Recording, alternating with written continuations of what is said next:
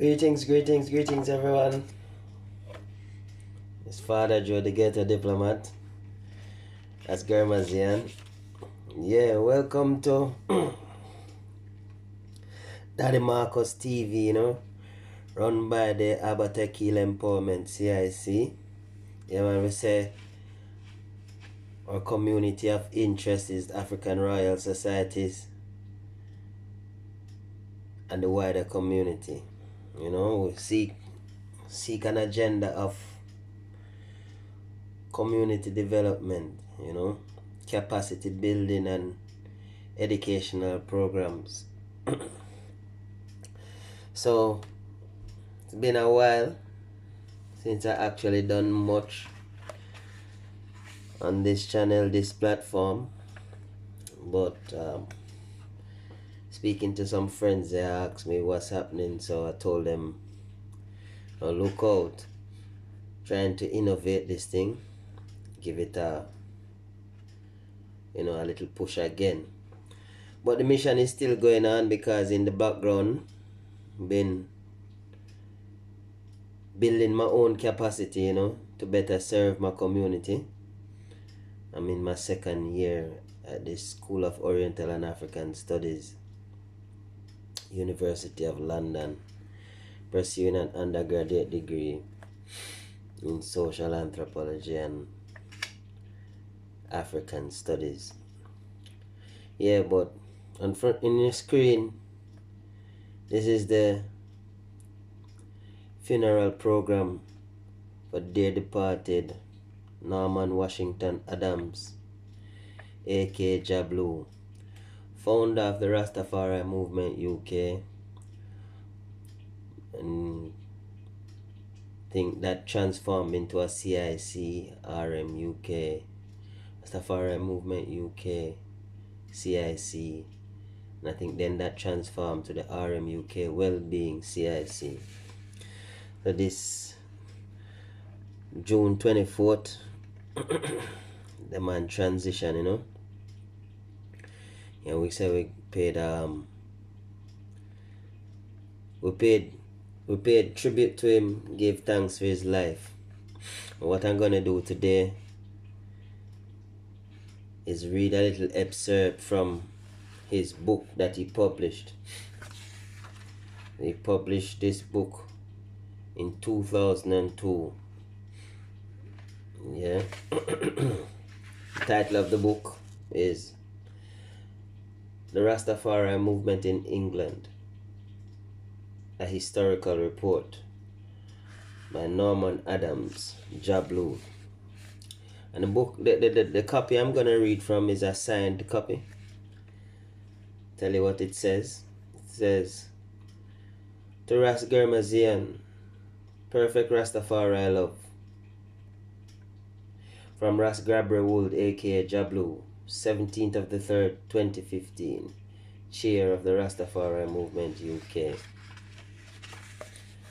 Yeah. So I'm gonna read, I think, the introduction, or excerpts of the introduction. It's a really powerful work, and I think I want to bring it to the attention of ones, We'll see how far, yes, the introduction goes. Not too far. So here goes.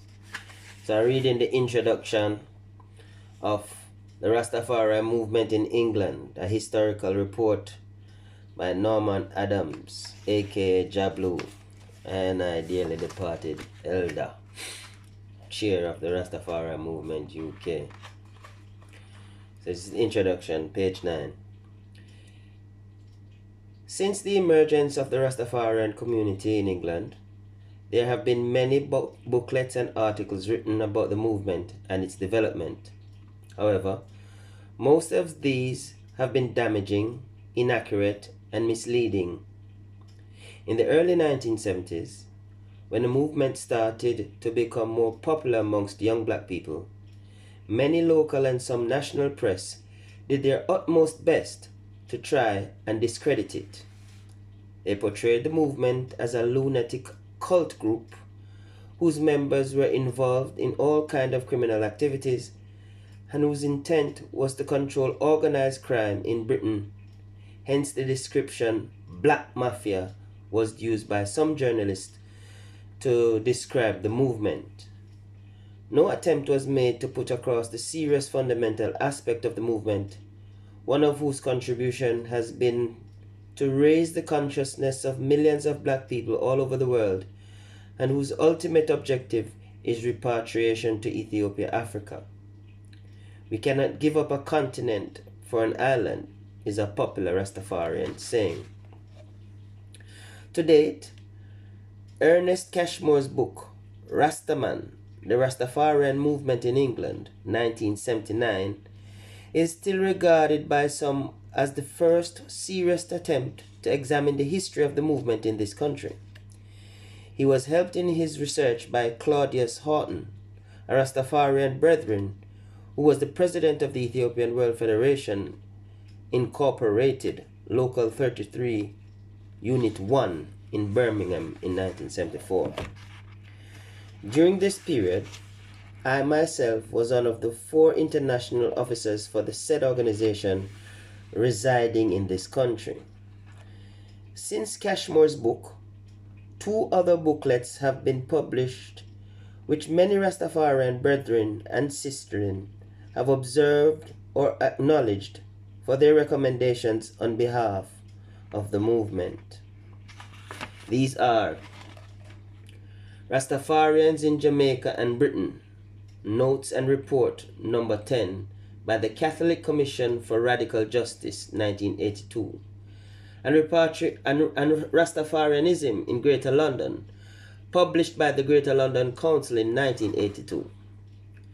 Both these documents, however, have had to rely on Cashmore's book for some of their references. My reason, therefore, for writing this book is to provide primary source of material for future sociologists, educationalists, black youth, and Rastafarians who genuinely wish to know how the early Rastafarian community developed in Britain. I've also taken the opportunity to include an unedited report from the Governor of Jamaica, K.W. Blackburn, to the Secretary of State for the Colonies, Alan Lennox Boyd, MP. This will give an insight into the British government's attitude and policies towards the Rastafarian movement from the 50s onwards. CSO reference CSP 99, Jamaica Dispatch, number 637, 1959. I hope this book serves as proof and gives an insight into the high level of organizational activities within the movement. As a participant within the movement in England since the late 1960s, and as an executive officer of the Ethiopian World Federation, it was an essential part of my duties to submit regular reports to the executive body. These reports have been quite useful in helping me to accomplish this project. Other sources of evidence have been brethren and sistren who were active since the late 1950s, 60s, and 70s, some of whom now live in Jamaica and Africa. Others, still residing in Britain, are now founder members of various other Rastafarian organizations such as the Rastafarian Advisory Service, Rastafari Universal Zion, 12 Tribes of Israel, and Rasta International, and Local 33 Church Triumphant Housing Welfare Cooperative. In Cashmore's book, I am one of 2 people credited with the birth of the movement in England. I am referred to in this book by the name Gabriel Adams Wold. This is incorrect, as my Rastafari name is Gabriel Wold Adams. I will also humbly submit that I am not the founder of the movement in England, nor was I a part of the group that started here in the 1950s. I believe this honor would be more in keeping with the names of other brethren such as Asenta Fox, Roy Prince, Brother Tool, and Brother Shaggy. Special mention should be made of Asenta Emmanuel Fox, who has been instrumental in helping to develop the movement in Britain and who provided me with most of the information and material which cover the period between the late 1950s and early 60s. Now that the movement has achieved global significance and national importance in the black community, the need for a factual account on how the movement developed in England cannot be emphasized. I hope this book will go a long way in fulfilling this need. I would like to express my sincere love and appreciation to all the brethren and sistren who have encouraged me to do this project, many of whose names I have not mentioned in this book, but to whom I am deeply indebted for their support and encouragement. I would also like to thank Delroy Thompson, Ras Kiamboroiro, Ras Lenroy, Bongo Deshi, Ras Tekle, E. Wright, and Sister D for their efforts on this book. That is, typing and all the associated word processing, as without their help, this project would not have been completed. Acknowledgement. Photo by Reverend Z.E. Johannes, Levi and Lance Watson. Copyright Norman Adams. So this that was the introductory chapter 1, or the introduction, chapter 1 of the Rastafari movement in England, a historical report by Norman Adams, Jah Blue. He was the founder and chair of the Rastafari movement UK, which later became registered as Rastafari movement UK CIC, and then RMUK Wellbeing CIC. Just a few weeks ago, Rastafari, the RMUK Wellbeing CIC, opened up an operational center, the I&I Wellbeing Center in Downham in Lewisham, and this complex is a base of operations to assist in food and well-being services being given to the community, primarily to Rastafari, people of African heritage and origin, but of course to the wider community as well. And that is significant because then within life Rastafari sees no partiality. We are all sons and daughters of the Most High. So that was the vision of Jah Blue.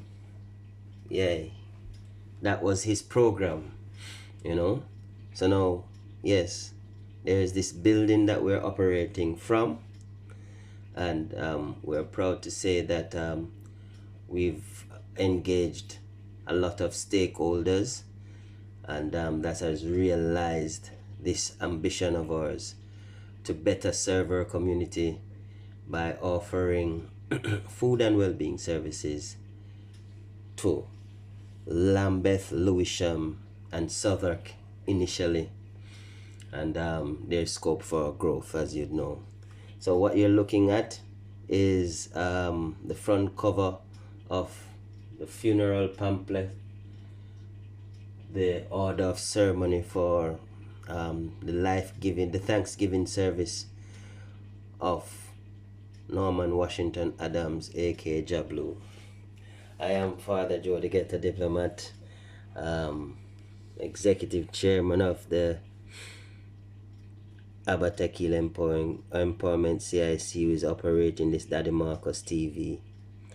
I'm also part of RMUK Wellbeing CIC and the Ethiopian World Federation Incorporated, along with a participatory position in some other community organization. Thank you very much for listening, and what I will do, I will continue to read subsequent chapters of this momentous work, a historical report of the Rastafarian movement in England. Thank you very much for watching. Like, share, and subscribe. It's Daddy Marcus TV, run by the Abba Tequila Empowerment CIC. I'm Father Joe, the Ghetto Diplomat, aka Prince Kalimong Jeju of Bubachum Ayi, personal servant and administrator, ambassador plenipotentiary of the Green Dragon, Queen Binta Gujabi, Princess Tassa, the first daughter of His Majesty Man Sibilum Bujeju of Bubajumeyi in Casamas, Senegal. Thank you very much for listening.